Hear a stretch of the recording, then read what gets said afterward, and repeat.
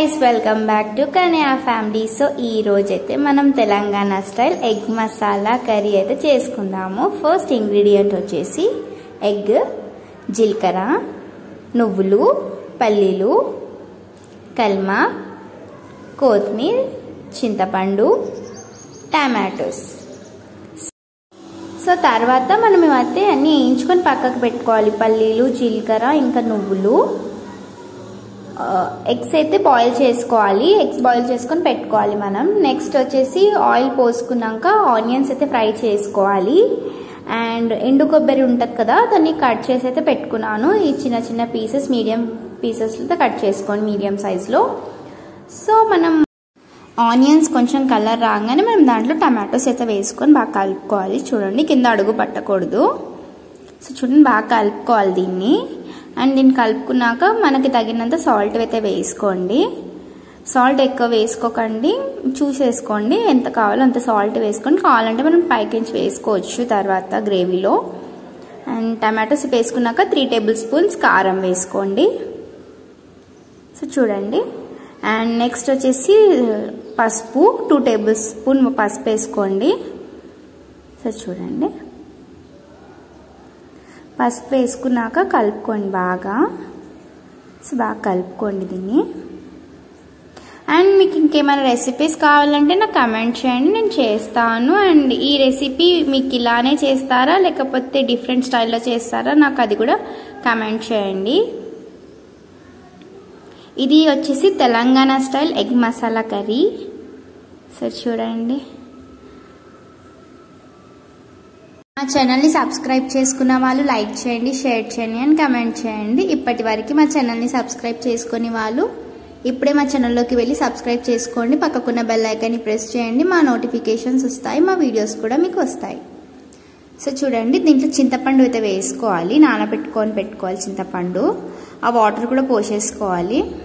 So చూడండి, బాగా కలుపుకోవాలి దీన్ని. సో బాగా కలుపుకోవాలి, కింద అడుగు పట్టకుండా చూసుకోండి. లో ఫ్లేమ్లో పెట్టుకొని చేసుకోవడం చాలా బెటర్, ఎందుకంటే హై ఫ్లేమ్లో పెట్టుకుంటే మొత్తం మాడిన వాసన అయితే వచ్చేస్తుంది. ఒక 4-5 ఎల్లిపాయలు అయితే తీసుకోండి, పొట్టు తీసి అందులోనే డైరెక్ట్ వేసుకోండి. ఇది బాగా ఉడకాలి టమాటో.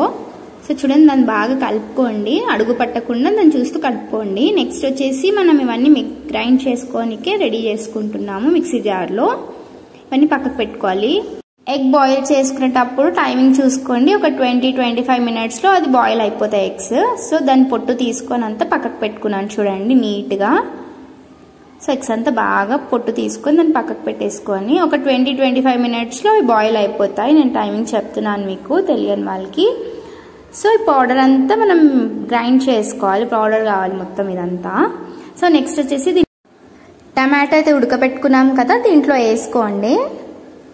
సో దీంట్లో వేసుకున్నాక మనం కొంచెం అయితే కొత్తిమీర వేసుకోండి పైకించి. కొత్తిమీర వాష్ చేసుకొని వేసుకోండి, డైరెక్ట్గా వేసుకోకండి. సో దీన్ని గ్రైండ్ చేసుకోండి బాగా, పేస్ట్ లెక్క కావాలి. సో చూపిస్తున్నాను చూడండి, ఇలా మిక్స్ కావాలి మొత్తము. సో చూడండి, మనం దీంట్లో కొన్ని వాటర్ అయితే పోసుకోండి, మనకు కొంచెం ప్యూరీ లెక్క కావాలి కదా గ్రేవీ కోసం. సో చూడండి, కొన్ని వాటర్ అయితే పోసుకోండి. అండ్ నెక్స్ట్ వచ్చేసి మనము ఎగ్స్ని ఫ్రై చేసుకుందాము. ఆయిల్ పోసుకున్నాక కొంచెం అంత పసుపు వేసుకోండి, ఒక 1/2 టీ స్పూన్. సో దాంట్లో ఎగ్స్ ఫ్రై చేసుకోండి. ఇలానే ఎగ్స్ ఎవరైనా తింటారా? నార్మల్ ఫ్రై చేసుకున్నవి చాలా బాగుంటాయి, పప్పు ఎంబడి, కర్రీస్ ఎంబడి. సో నార్మల్గా మనం అలానే తిన్నా కానీ చాలా టేస్ట్గా ఉంటుంది. ఇలా ఎవరైనా ట్రై చేస్తుంటే నాకు కమెంట్ చేయండి. ఇలానే బాగుంటాయి అసలుకైతే, నిజంగా చాలా టేస్ట్ అనిపిస్తుంది ఇలానే తింటుంటే. సో చూడండి, దాని పైన ఉన్న లేయర్ చాలా టేస్ట్ అనిపిస్తుంది లోపల దానికన్నా ఇలా ఫ్రై చేసుకుంటే పసుపులో. సో చూడండి, ఇలా బాగా దీన్ని ఫ్రై చేసుకోవాలి. సో చూడండి, ఇలానే బాగా ఫ్రై చేసుకోవాలి దీన్ని. ఎగ్స్ ఇలా బాగా కలర్ రావాలి. సో చూడండి, ఇలానే తినేయాలనిపిస్తుంది, అంత ఎమ్మిగా అనిపిస్తుంది. అండ్ నెక్స్ట్ వచ్చేసి మనం కడాయి హీట్ కావాలి ఫస్ట్. అండ్ కడాయి హీట్ కాగానే 1/2 కప్ ఆఫ్ మేమైతే ఆయిల్ అయితే వేసుకున్నాము. ఆయిల్ హీట్ కావాలి. ఇప్పుడు ఆయిల్ హీట్ కాగానే దాంట్లో ఫస్ట్ జీలకర్ర, ఆవాలు, జీలకర్ర ఆవాలు బాగా చిటపట్లాడాలి. సో నెక్స్ట్ వచ్చేసి కల్యమాక్ బాగుంటుంది ఎక్కువ వేసుకుంటే ఫ్లేవర్ కోసం. అండ్ ధనియాల పౌడర్ ఒక 2 టేబుల్ స్పూన్ వేసుకోండి. మా అత్తమ్మ అయితే అందాజతో వేసుకుంటుంది కాబట్టి తను ఎలా చేసినా చాలా టేస్ట్గా ఉంటుంది. అండ్ నెక్స్ట్ వచ్చేసి దీంట్లో మనం ఏదైతే పేస్ట్ చేసుకున్నాం కదా టమాటో ఇంకా పల్లీలు అదంతా మిక్స్ పౌడర్, సో అదంతా దీంట్లో వేసేసుకోవాలి మనము. సో చూడండి. అండ్ నెక్స్ట్ వచ్చేసి 1 టేబుల్ స్పూన్ గరం మసాలా వేసుకోండి. సో చూడండి, అది ఉడుకుతుంటేనే తెలుసా నాకు నిజంగా వాటర్ వచ్చేస్తున్నాయి నోట్లో, అది ఎప్పుడెప్పుడు తినాలని. సో ఈ గ్రేవీ చాలా బాగుంటుంది.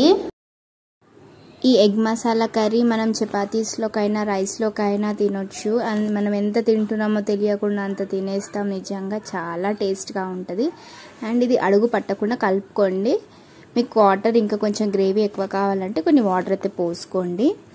చాలా బాగా బాయిల్ కావాలి. నెక్స్ట్ వచ్చేసి మనం ఫ్రై చేసుకొని పెట్టుకున్నాం కదా ఈ ఎగ్స్ని, సో దీన్ని ఒక 1 కట్ అయితే పెట్టుకోవాలి. మొత్తం హాఫ్ కట్ చేసుకోకండి, జస్ట్ 1 లైన్ కట్ చేసుకోండి. అండ్ ఈ 1 లైన్ కట్ మనం ఇది మొత్తం ఇవన్నీ ఎగ్స్ తీసుకొని గ్రేవీలో వేయాలి కదా, ఈ గ్రేవీ మొత్తం ఎగ్స్లో ఇనకాలి. సో టేస్ట్ ఇంకా చాలా బాగుంటుంది. సో చూడండి, అన్ని 1 లైన్ కట్ చేసుకున్నాక సో ఎగ్ గ్రేవీలో వేసేసి బాగా కలుపుకోవాలి దీన్ని. చూడండి, ఇట్లా పైన కలుపుకోండి. అండ్ ఎగ్స్ మొత్తం ఎరిగిపోయేటట్టు మొత్తం ఇట్లా గట్టిగా కలపకండి, నార్మల్ కలపండి. చూడండి, సో చూస్తుంటేనే నాకైతే ఎప్పుడెప్పుడు తినాలా అన్నట్టుంది. టేస్ట్ అయితే అసలు టేస్ట్ ఒక స్టెప్ అయితే ఇంకా స్మెల్ కూడా సూపర్ వస్తుంది. సో చూడండి, ఫైనల్గా మనమైతే కొత్తిమీరతో గార్నిష్ చేసుకున్నాము. సో చూడండి, అండ్ లో ఫ్లేమ్లో ఒక 5 మినిట్స్ అయితే ఉడకపెట్టుకోవాలి. మసాలా మొత్తం ఎగ్స్కి పట్టాలి కదా. సో ఫైనల్గానైతే రెడీ అయిపోయింది మన egg masala curry. And try చేసి నాకు చెప్పండి ఎలా ఉందో కమెంట్ చేయండి మీరు. ఫైనల్లీ అయితే మా అత్తమ్మ టేస్ట్ చేసి చెప్తారు. చూడండి, తన ఎక్స్ప్రెషన్స్ చూడండి ఎంత అవసరంగా ఉంటాయో.